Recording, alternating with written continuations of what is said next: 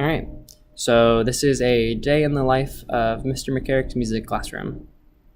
Just give you the full view.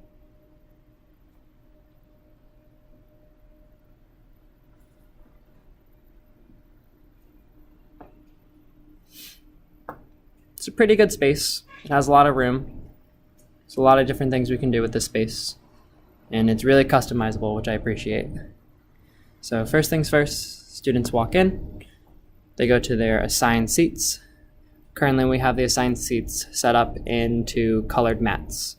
The colored mats fit about 25 to 30 different students, and I feel that this is probably the best arrangement that I've had so far with the mats. I've tried a couple different techniques out and ideas out, and I like this one just because it gives lots of space to walk in between all the students, and then in addition, they're already paired off into small groups for when I need to do some group work.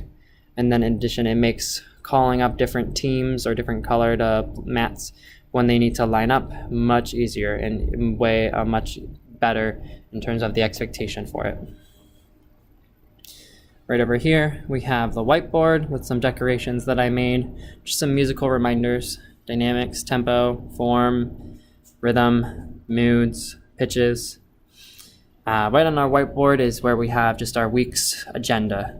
So they have a students will be able to learn section and then our agenda for the week. Right now we're going through a lot of different concert preparations since our spring concert's just about a month away. And so we're rehearsing all of our songs, going through the lyrics, going through the melodies, making sure they know the words. Just in constant prep mode for that right now. Just some organization in the back, lots of cabinets, lots of storage. Over here we have a little chalkboard that I made so that what the students can have for different incentives. They helped me create the list, picking out which incentives they wanted to go out on there. And then depending on, how well the students do throughout the week, they can pick an incentive off the board and we can play, just a little game or do a little activity for the last couple of minutes of class, depending on how well they were keeping up with the expectations during the lesson. Over here, we have one of our learning stations. We have a piano station that I've set out. Different times during the activities, I'll break off and I'll do small group work for the lessons. I only see the kids about 2 times a week since there's about 10 to 11 classes I have to service. And so this is, we don't always do group work, but I like to have it readily available just in case there's a day where we are going to do group work. So we have our piano station right here.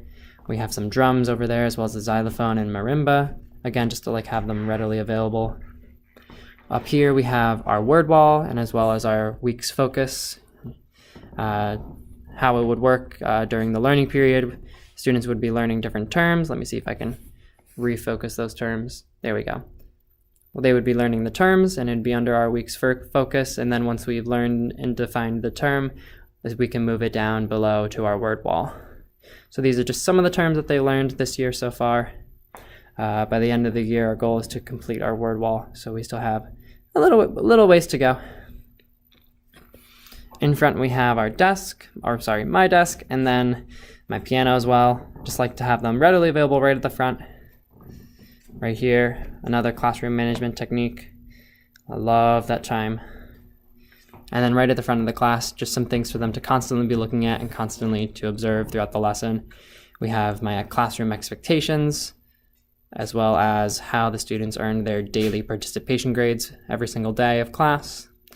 Just a sample Star Scholar of the Week award. I always make sure to give out Star Scholar of the Week awards, at least 1 or 2 for every single class that I see every single week.